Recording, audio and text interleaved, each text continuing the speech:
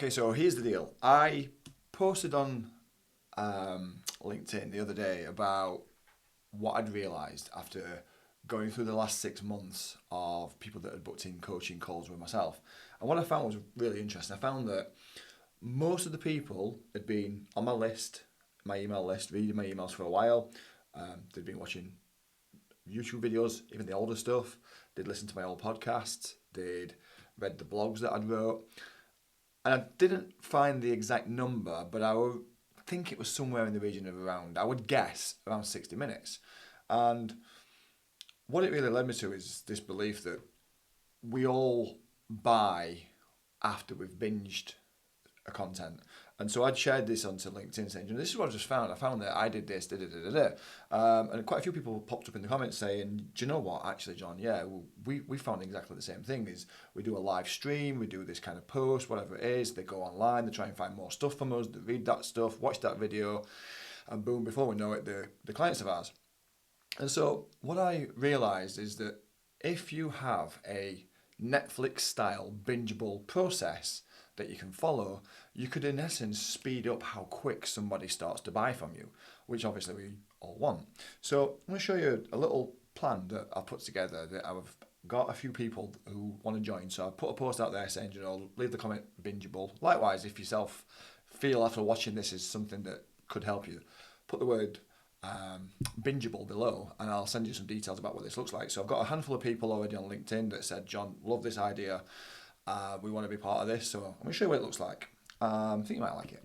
So the idea is, the first thing we needed to do, and this is what I found, is I've been doing this for over 10 years now, so I've got hundreds, well maybe not hundreds, but definitely heading up that way, of different lead magnets that I've built over the years. I still get, I should probably look at this actually, but I still probably get, I reckon 20 leads a month from the first lead magnet I ever built, which was a gold card. You can go on my website, if you just go johncovey.com/goal card, you can actually get that goal card. It's a little simple thing that you just carry around, you write your goals on it. It was inspired by Bob Proctor, wonderful, absolute mentor of mine, diamond guy. But I still get leads to this day from that. It's just incredible.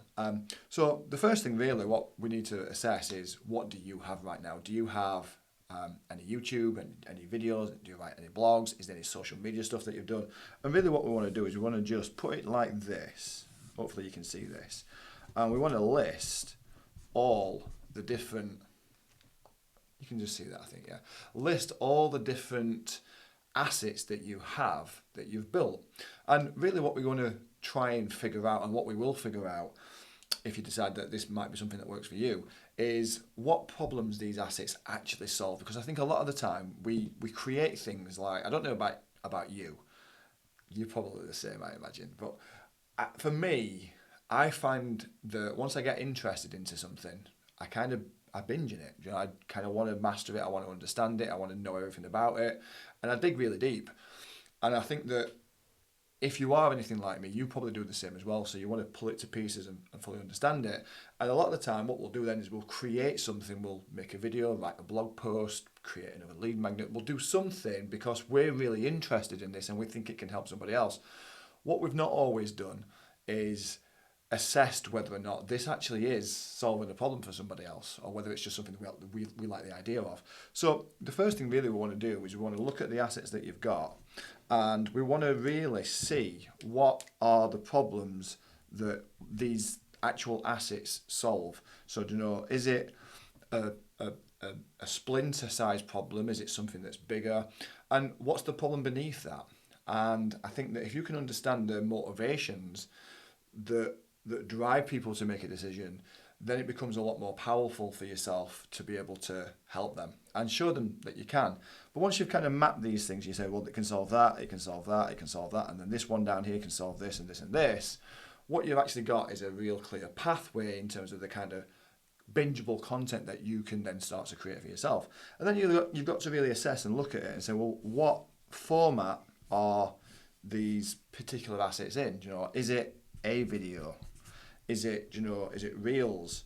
Is it TikTok stuff that you've done that's actually got quite a bit of interest behind it? So it's kind of validated it in some way.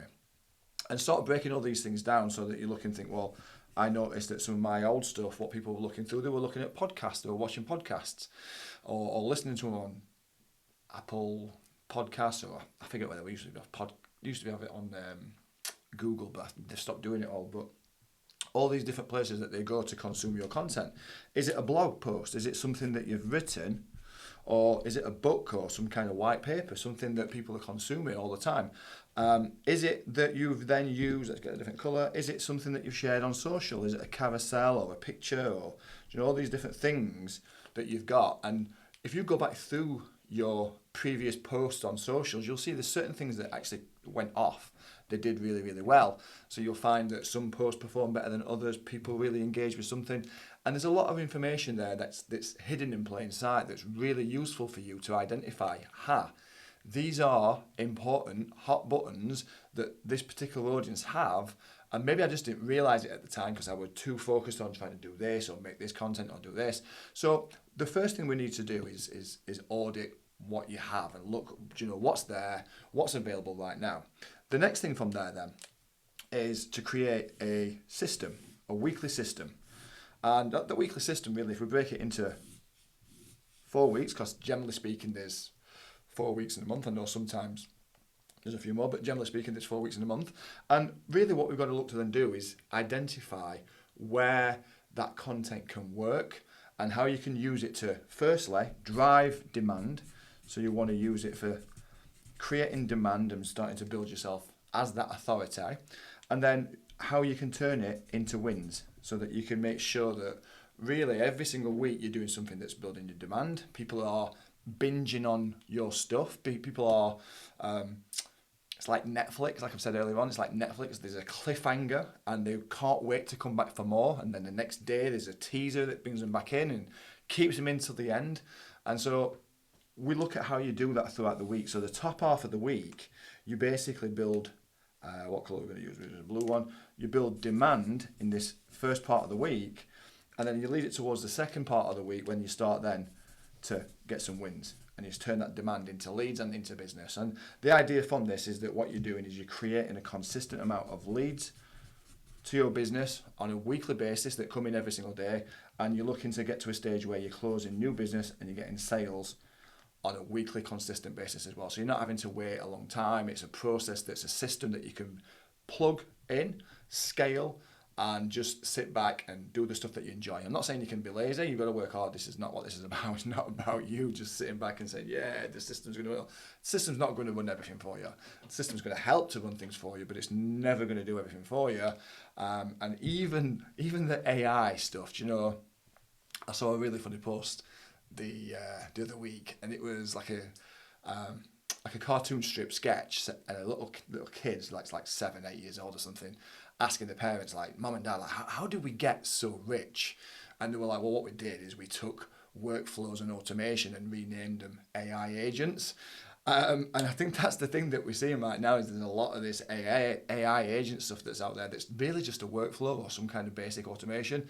Does make life easier, but it doesn't have to. I'm just going on a bit of a tangent here. Anyway, so let's jump back in. So once we've got this done, the next part, what we want to do is we want to then get that weekly system and get it cranked up. So we want to start to build that bingeable content calendar. So let's call this your BingeFest. BingeFest. So this is your basically the things that's going to happen over a 30-day period of time when you get these leads from people. So you get these leads over here on a weekly basis, and these people opt into your world. So these people now come into your world. This is the 30-day process that you're going to follow to, let's get a different colour. We're going to use this purple one. It seems to work better so you can see it better. This is going to be the process, this BingeFest that you're going to run over the next 30 days. And it's about you putting together this content in a way, like I said, that leaves them on a cliffhanger and makes them want more, reintroduces it in the next series, so it really kind of pulls them back in and drives them across as well. And you're going to have certain things that we're going to put together. So you're going to do something on day 1. After they've opted in, day 2, you might do something on day 12. And you're just going to build these different things that happen all the way through from the minute they sign and opt into your world to the day at the end of that 30-day period of time. That's your BingeFest that you're going to create. And from this, what it allows you to do is then know that you have something that's repeatable. And I think probably part of the problem is a lot of the time we do all sorts. We see so many different people online telling us to do, you know, 30 pieces of content a day. We post on TikTok, be on Twitter, post on X or whatever it's called now, post on LinkedIn, post on Facebook, post a story on what's it called, on Instagram, post a carousel every single day, post a post every day, post a reel every day, and it's just like, whoa, overwhelming.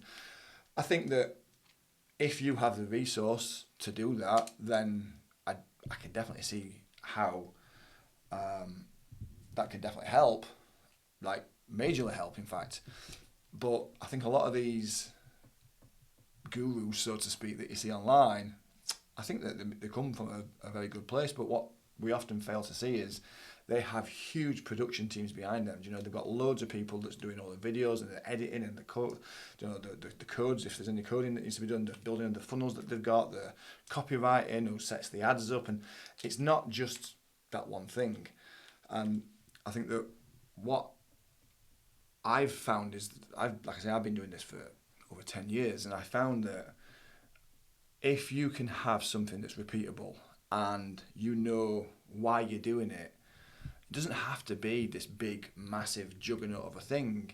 It's just something that allows you to get started and do the things that you actually enjoy. You know, if you naturally find that you align with video, then do video. If you are more of someone who wants to talk, then talk. You know, if you are a natural writer, then write. And I think it doesn't necessarily have to be about trying to do everything. It's just about creating the binge-worthy content in a medium that you enjoy. Because if you enjoy it, it's going to be a lot easier. If you really don't like video, it's going to be a tough slog to try and get you to do video. So we can all grow, we can all improve, but I think it's about aligning where your natural skill sets sit and dialing into that and really pushing forward with that as well. So this is what it looks like. The idea, just to kind of skip back through this, so the idea is that the first thing that needs to happen is look at what you have right now. Do you know, have you written blogs? Have you published a book? Have you got white papers or little small giveaways that you've had before? Have you got any lead magnets at all in this space? And let's document all this stuff down together. Then from there, we're going to build out a process, like a weekly system that's going to create demand and turn them leads effectively into sales. And we want to get to a stage where this is rinse and repeat. So you know that every week you turn up, you use your BingeFest, that once these people opt into your world, it converts it out and takes it to the other side.